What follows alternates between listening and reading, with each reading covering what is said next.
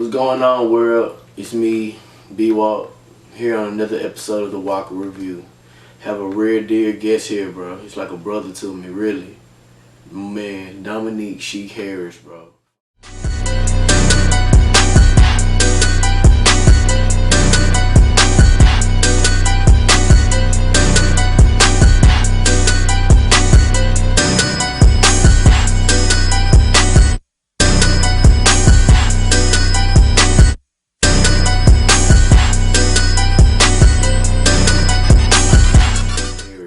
Finally in the building. I appreciate yes, you for having me, brother. You seen any of the things on YouTube? You seen him doing trick shots with James Harden? This is the man right here, bro. Big things coming in stores, bro. So I want to appreciate you even sitting down and taking the time out your schedule to even sit down with us, man. Yeah, always, man. You're my family. That's never a problem. Never a problem, brother. I got you. Let's start this interview off, man. All right. For those who don't know you, because a lot of people do know you. If I go anywhere, they be like, who? Shiik? Okay. But for those who don't, tell them a little about yourself, bro. Who are you? Dominique Shiik Harris, as you already introduced me as, man. 23 out of Dallas, man, out of that concrete jungle. But just to give them a brief explanation of who I am, man, just hard work, dedication, man. Like I said, just being a visionary and not being afraid to have some stick-to-itiveness to get to where I gotta go. You know what I'm saying? Like I said, you've been there every step of the way. You seen the struggles, you seen like, dang, like that's my dog, how you gonna bounce back? But you always had my back, so you know, I've been there, but just, I embody just the hustle of it all, man. Just, I love when somebody push you down. I love pressure, man, because they say pressure make diamonds. I'm ready to shine, man, so that's who I am, man. If you got any type of doubt, defeat, but still knowing in your heart that you can do it, that's Dominique Shiik Harris, man. That's how I look at it. I embody hard work, brother. It's a real life motivation right here, bro. But just for starters, man, I know you do a lot of full stuff on the court, bro. Yeah. You fool, bro. Appreciate it, man. But basically, where did this begin, bro? Everything that has transitioned anywhere has a beginning. Tell me where actually basketball started in your life. Man, started, like I said, man, started in one of your old stomping grounds, man. Lancaster, Texas. Lancaster, Texas, man. I moved. Had some ballers. Yeah, man, you know, it's heavy on this side where y'all was at. But like I said, I came out here, wanted some friends. I was into soccer. One of my neighbors was like, hey, man, you should play basketball for my team. At that time, I was staying in Oak Cliff, but it was in the Lancaster League out here. I said, I'm a kid, so I'm down for whatever. Like I said, I ain't never played basketball. Why not? Meet some new friends, try something new. So we would come out here, I ended up playing. First game, I ain't gonna lie, I was shook. I was a little nervous, man, because I play soccer, so I'm used to using my feet. You know what I'm saying? Not my hands. So, but like I said, it was just something about the game, man, just the passion you can put in it, the heart. And once I got the ball, man, it's just like God was like, that's it. We got you. This the sport. This what you gonna do, man. But that's how it all started. Then I ended up moving to DeSoto, Texas, around 99, brother. And at that time, I'm still playing soccer. The Lancaster League is done. But like I said, DeSoto on this side, man, for some reason, athletes are here. Athletes are here, man. So I met another neighbor, man, who was like, come play for my team again.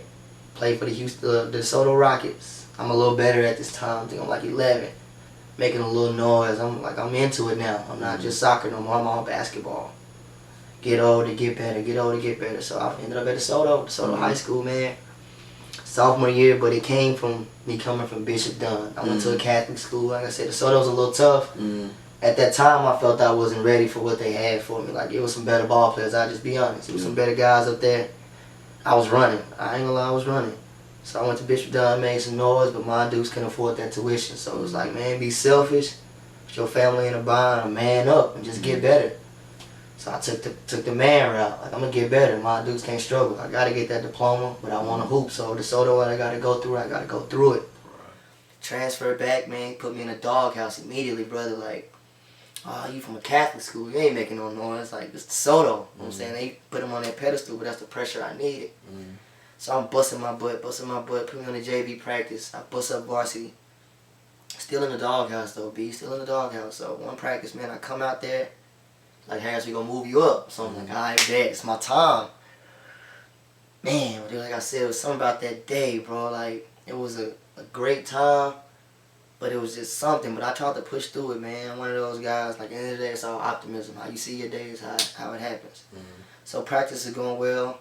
I like to dunk, so I got a breakaway in this drill called the LA drill, man. Get a dunk. I was going to throw it down. I'll never forget. Somebody grabbed me.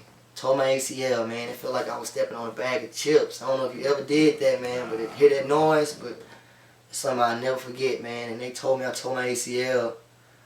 It's like, dang, you know, around that time, your sophomore year, you trying to be a man, and whatever you do, you like, bro, I'm all in it.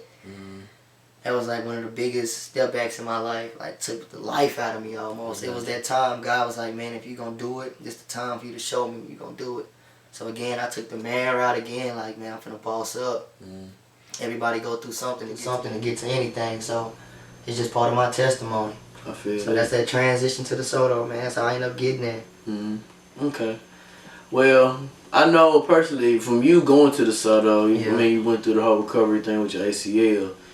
You didn't stay in the Soto long. Nah. You kind of transitioned somewhere else. Like, tell me a little bit about that, because this is where things kind of start taking upward step. Yeah. See, you know, I said you been there, man, so you know. So like I said, out of all that praise I just gave to Soto, man, it just wasn't for me at that time. But thank God enough, man, the coach was real with me.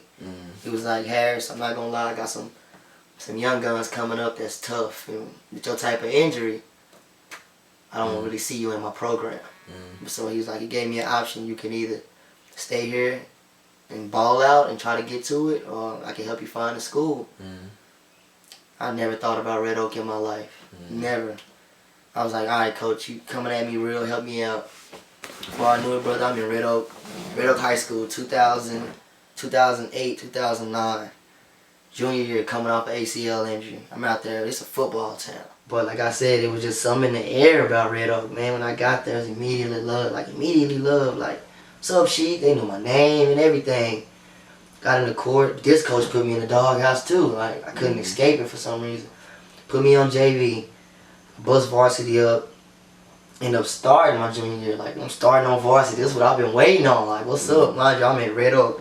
Football, volleyball town, man. So once that tip-off went up my junior year, it's like I was no turning back from then on, man. I took every day serious. Every game was my last. And junior year passed, went to the playoffs. They ain't been in 20 years. I averaged around 10 and 9. Like, I ain't gonna lie, it was little numbers, but good, solid numbers for a point guard. My coach came to me and was like, man, you got us some exposure, but you gotta come back better. Like, you have to do something better. And I told you I've always been a man of challenges. Like, I love it. Help me be better. So I took it serious, B. Like, every day, 500 shots in the morning, 500 at night, 3 miles a day. Just sacrificing my time when I could be doing other stuff, playing video games, copping sneakers, just doing anything. Senior year came around, man, I had the breakout career of my life. First game, 22-12. Second game, 22-12. Like, back to back. Playoffs come around, we in the same league as Langston. Now all the people out in hoop when they're younger, we man now, so now it's like trying to see what it's hitting for. Went up against them, Red Oak ain't beat them, I think 20 years, but we ain't never beat them either. But at first it was always a blowout with Langston.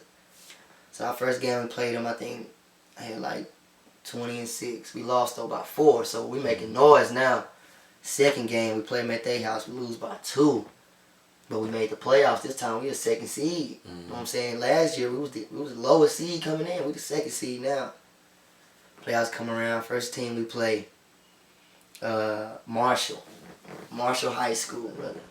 This team right here, B, was phenomenal, man, for the 3-ball. That was the first high school team that hit 1,000 threes in the season. So they shoot the tray good. They said they was gonna get to 1,020 on us. So basically they saying they gonna hit 20 trays against us. This was out in the paper. Had to step up. They guard 6'2". It all started with him. My coach told me, Harris, you lock him down, we win. Locked him down. Did what I had to do. 12 and 8. He didn't score. We blew him out by 20. So now Red Oak just not in the playoffs, but we moved on. We in the second round. Play Waco University, man. This team of high flyers, brother. Good dunks. Like, they play hard. They out the mud. Scrappy players. Coach told me again, son, you control the pace of this game, we win. Slow ball. 20 and 8. We moved to the third round. So now people like, oh, who Red Oak? Like, who they got over there? It's too late now. We already in the door. Yeah. So we started getting little write-ups, bro. Like, people started to come out to recruit me and watch me play. Like I said, it's something I've been praying for. Like, I couldn't believe it was manifesting. But like you said, that transition in Red Oak, man, just, it went from here to here. Like, it was a whole different breed. Then we ran into another guy I'll never forget, B. You probably heard of, man, Tony Mitchell, bro. Tony Mitchell, man, hey, he was the man to be my year, 2010. I don't care what nobody say, Tony Mitchell was the man to be.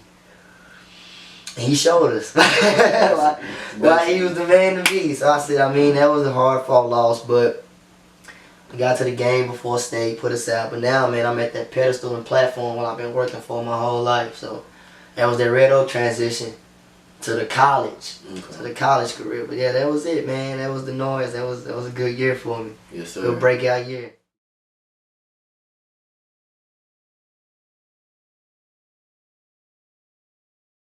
Giving me a chance. Like, hey, I never played a freshman, so I'm gonna try you out. But dude set me to bench my first 4 games. Man. Mind you, that's me coming from a position where I was a go-to guy. So he's not even looking at me take my shooting top off. And that did something to me, brother. So I'm working out.